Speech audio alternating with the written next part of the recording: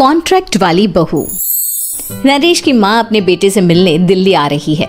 इस बात का पता चलते ही नरेश के दिल में हलचल मच जाती है। नरेश अपनी माँ के स्वागत की तैयारी में लग जाता है। साथ ही उसे डर भी सताने लगता है कि उसकी माँ कहीं अपनी पुरानी जिद पर फिर से बैठ ना जाए। हे भगवान, इस बार बचा लो, अगले साल पक्का माँ की जिद पूरी कर दूंगा। तभी दरवाजे की घंटी बजती है। नरेश दरवाजा खोलता है तो सामने अपने मकान मालिक को देखकर हैरान हो जाता है, क्योंकि उनके साथ एक सुंदर सी लड़की भी थी। अब नमस्ते अंकल, कुछ काम था, मुझे बुला लेते। आपने क्यों कष्ट किया? अरे नहीं नहीं, इसमें कष्ट कैसा, मैं तो बस तुम्हें रीना से मिलवाने आया था। आज से रीना तुम्हारे साथ इसी फ्लैट में रहेगी। अंकल, कोई लड़का फ्लैटमेट नहीं है? एक अनजान लड़की के साथ रहना मेरे लिए थोड़ा अजीब होगा। देखो नरेश, मैं तुम्हें पहले भी बता चुका हूँ कि इस फ्लैट में तुम्हें किसी ना किसी के साथ एडजस्ट करना ही होगा, या फिर तुम अकेले पूरे फ्लैट का किराया दे दो, मैं किसी को नहीं रखूंगा। नरेश अपने मकान मालिक की बात सुन के रीना के साथ रहने के लिए तैयार हो जाता है, पर अंदर ही अंदर उसे ये बात खाने लगती है कि वो अपनी माँ को क्या जवाब देगा जब उसकी माँ रीना के बारे में उसे पूछेगी। दिन बीतने लगते हैं। नरेश और रीना अच्छे दोस्त भी बन जाते हैं, पर अभी भी नरेश अपनी प्रॉब्लम का सॉल्यूशन नहीं ढूंढ पाता। एक दिन नरेश बहुत परेशान सा बैठा होता है। तभी रीना उसे पूछती है, क्या हुआ नरेश, तुम काफी परेशान लग रहे हो, सब ठीक तो है ना? हाँ सब ठीक है, बस एक छोटी सी प्रॉब्लम है। वो एक्चुअली 2 दिन बाद मेरी माँ मुझसे मिलने आ रही है। अरे तो इसमें प्रॉब्लम क्या है, ये तो खुशी की बात है। हाँ रीना, बट मेरी माँ एक जिद लेकर बैठ गई है कि मैं शादी कर लूँ, पर मैं अभी इस चीज़ के लिए तैयार नहीं हूँ। ऊपर से जब वो तुम्हें देखेगी तो 100 सवाल करेगी, क्या जवाब दूंगा?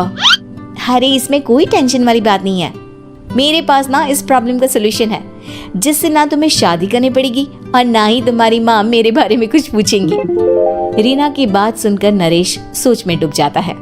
वो सोचता है कि रीना खुले ख्यालों वाली लड़की है, कहीं माँ को सच बता ना दे।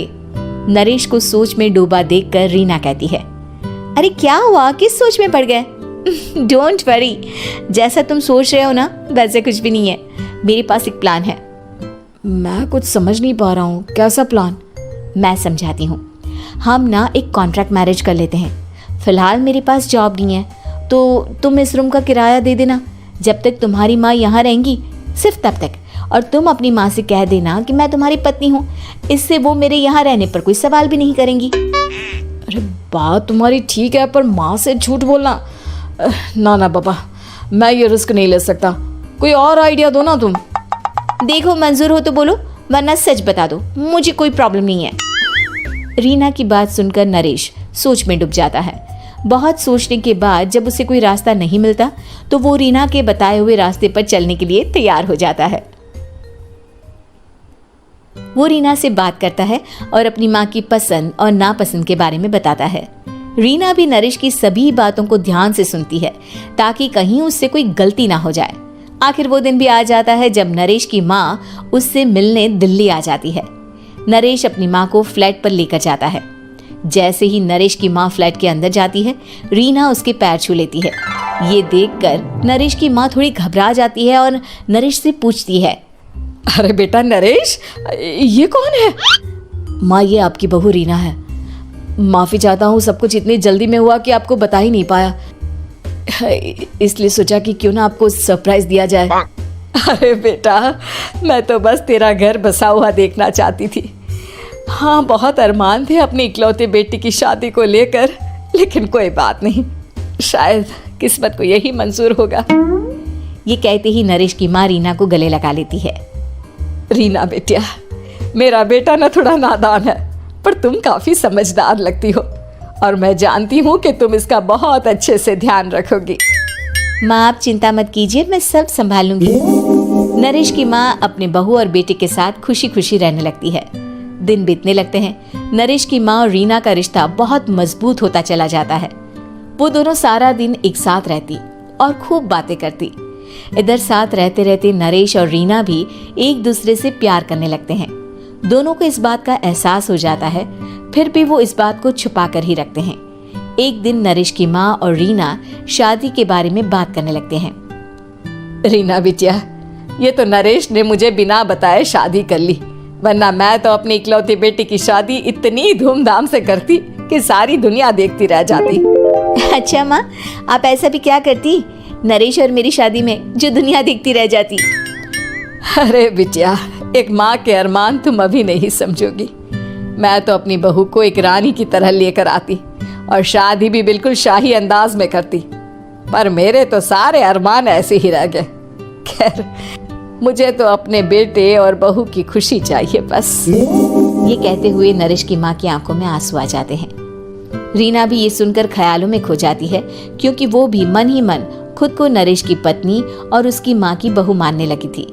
शाम को जब नरेश ऑफिस से घर आता है तो रीना खुद को रोक नहीं पाती और नरेश के सामने उसकी माँ को अपने और नरेश के रिश्ते का सारा सच बता देती है।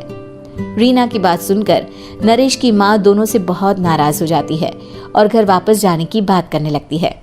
तुम दोनों ने मुझसे सच छुपाकर बहुत ठेस पहुंचाई है मुझे। अब तुम लोगों के साथ नहीं रहना चाहती मैं, कल ही वापस चली जाऊंगी अपने घर। माँ, मुझे माफ कर दो, ये सब मैंने रीना के कहने पर ही किया है, वरना मैं भी आपको कभी ठेस पहुंचाने के बारे में सोच भी नहीं सकता। हाँ माँ, हमने ये सिर्फ आपका दिल रखने के लिए किया, प्लीज हम दोनों को माफ कर दीजिए। तुम दोनों ने मेरे अरमानों के साथ खिलवाड़ किया है, और वैसे भी मुझे अपने बेटे के लिए एक अच्छी लड़की ढूंढनी है, इसलिए मेरा यहाँ से जाना ही बेहतर होगा। माँ की ये बात सुनकर रीना खुद को रोक नहीं पाती। माँ, क्या मैं आपके घर की बहू बनने लायक नहीं हूँ? रीना की बात सुनकर नरेश हैरान रह जाता है। नरेश की माँ भी कुछ समझ नहीं पाती। मैं कुछ समझी नहीं, आखिर तुम कहना क्या चाहती हो? माँ, मैं वो नरेश से बहुत प्यार करती हूँ और साथ ही साथ मैं आपको भी अपनी माँ मान बैठी हूँ। आज जब आपकी बातें सुनी तो खुद को रोक नहीं पाई, इसलिए सारा सच आपको बता दिया। रीना की बात सुनकर नरेश की माँ की आंखों में आंसू आ जाते हैं और वो अपने बेटे नरेश और रीना को गले लगा लेती है। मेरे घर की बहू तो सिर्फ रीना बिटिया ही बनेगी।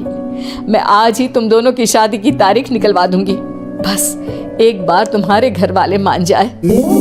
उसी दिन रीना के माता पिता भी उनके फ्लैट पर आ जाते हैं। दोनों परिवार आपस में बैठकर बातें करते हैं और शादी के लिए राजी हो जाते हैं। रीना भी कॉन्ट्रैक्ट फाड़ देती है और कहती है, सही मायने में मैं अब बहू बनूंगी, अब तक तो सिर्फ कॉन्ट्रैक्ट वाली बहू थी।